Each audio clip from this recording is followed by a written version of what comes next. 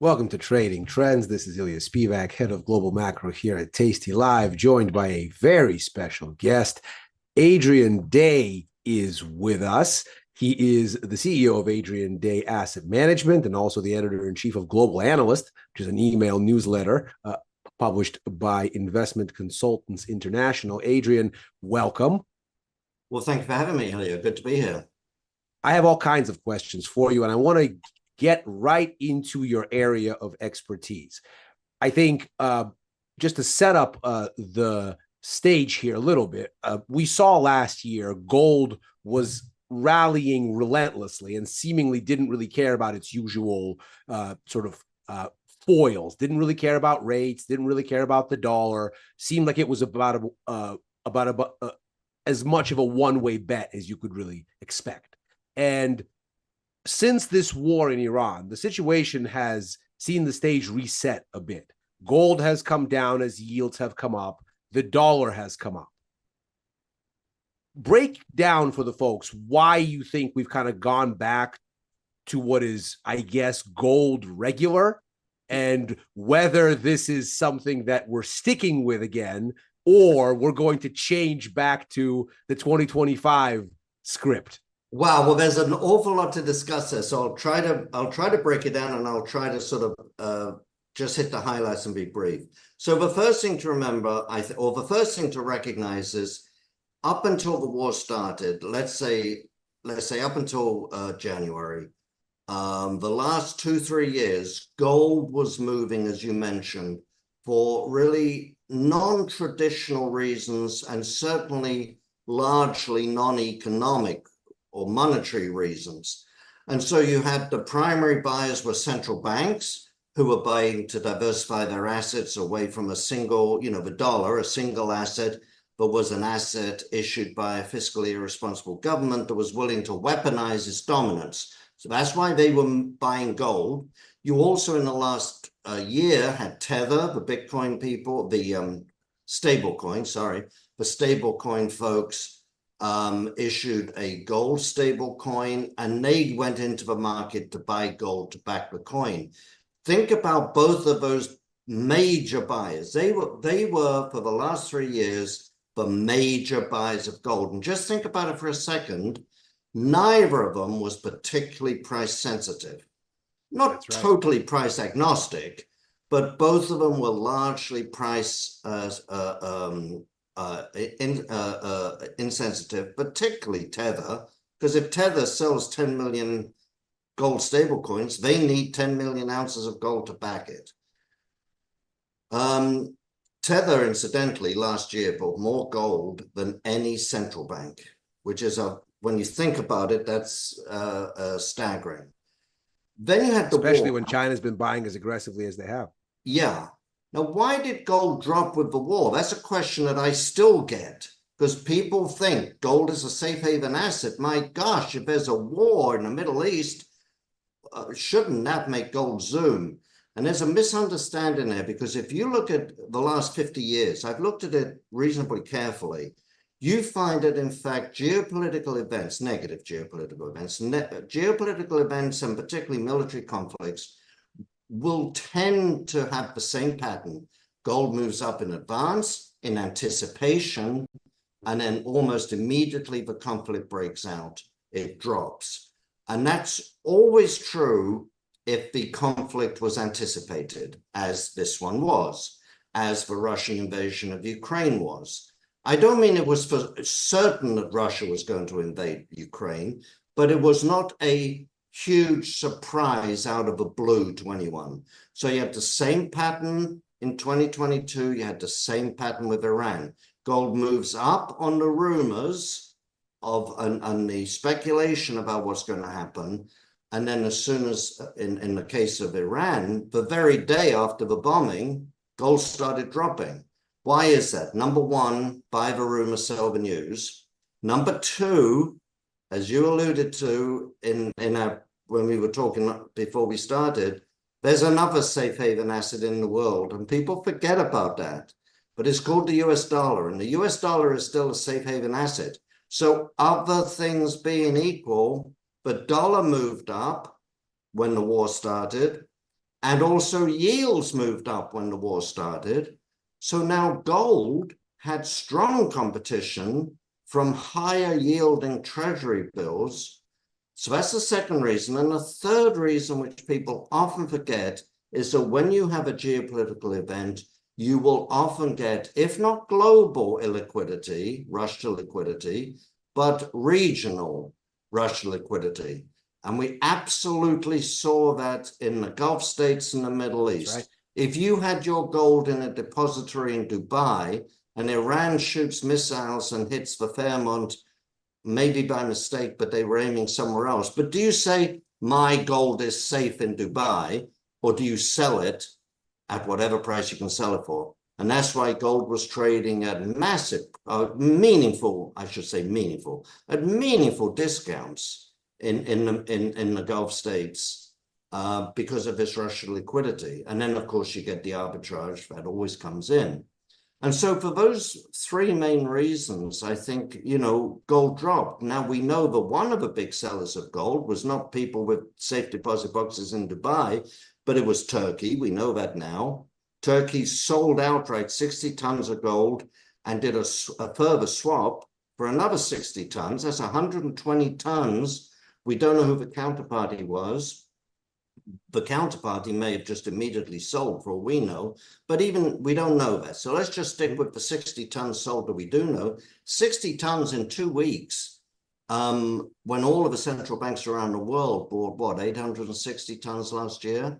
That's the whole year. To sell 60 tons in 2 weeks is a lot of selling. So those are the factors, anyway, those are the factors why gold dropped. And so in many ways, it's logical. Now, what about going forward? I think once the war is ended or settles into a longer term pattern, if you like, stalemate perhaps, or something else like Ukraine and Russia, then the monetary factors will come back to the fore. And the traditional buyers, the buyers that have been there for the last 3 years will come back. And I'll end on this, because look at it. Has anything changed for the people who were buying gold for the last 3 years? They now own 50% in the dollar instead of 65. Okay, it's down, but it's still your largest single asset. It's still a fiscally irresponsible government, only more so.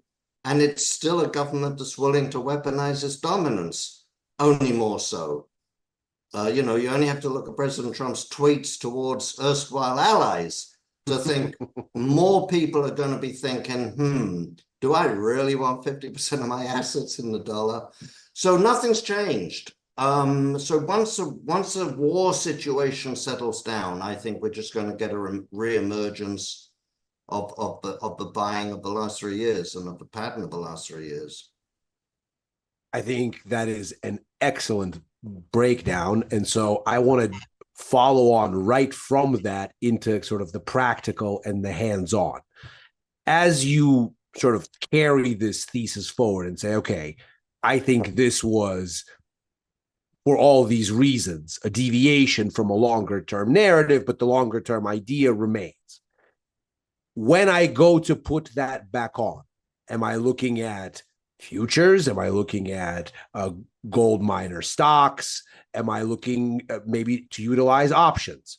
How am I putting this back on? And what am I using as a trigger? Is there a particular market condition I'm looking at? Or am I looking at the price action, the charts, and kind of benchmarking that way? Yeah, I don't think it'll be a particular trigger unless there is a definitive ceasefire, for example. Sure. Not ceasefire, a definitive permanent truce and settlement. But it's definitive, but we know what's going to be broken. Sure. But that would be a trigger. But other than that, I think it's a matter of time and the patterns on the charts and the price action. Whether people use futures or options or mining stocks, to be honest, I think depends upon the person's. All of those are ways of getting leverage, obviously, over a direct investment in the metal. And I wouldn't dismiss a direct investment in the metal as a form of savings or security or whatever. But whether you use futures or not depends on your competence in using futures. We're not registered with the futures exchange, so I don't use futures. I do use options a lot, but I tend not to buy calls, however long dated. I tend not to buy calls because, as you know, most options expire worthless. That means that the sellers of options tend to be the ones that collect the money rather than the buyers of options. That does not mean that there are not very, very good, competent option buyers.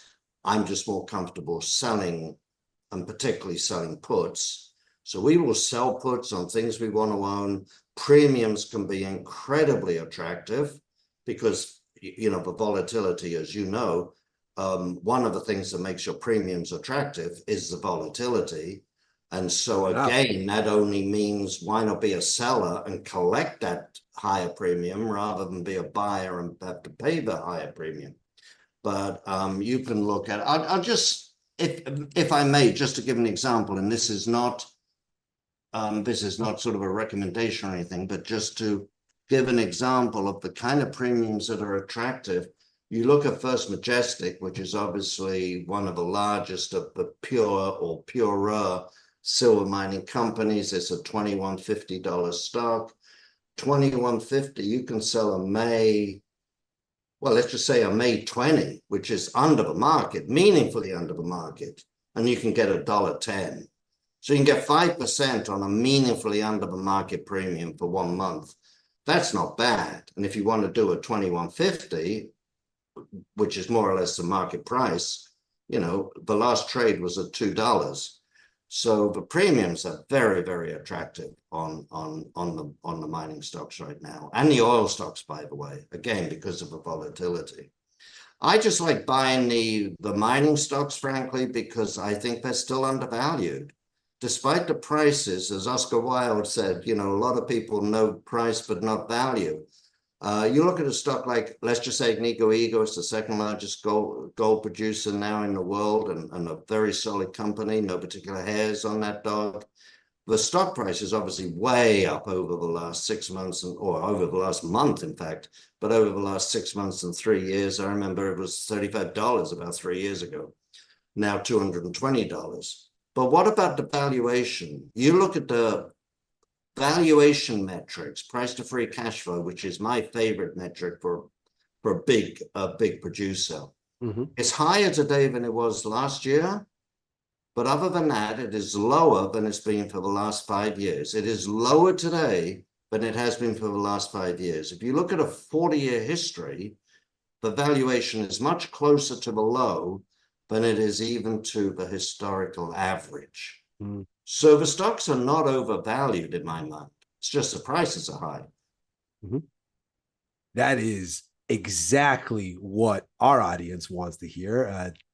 With the Tasty methodology is very friendly to premium selling, and that is in fact sort of the essence of a lot of our traders' approach. So that sounds perfect. Adrian, thank you very much. We'd love to have you back to continue these conversations. There's so much more I want to ask. Tell the folks where they can find more from you. Yeah, I appreciate it, and thank you for the invite. The best place to go is just adrianday.com. That's got information on our newsletter and on our managed accounts. Adrian Day, everybody. Thank you.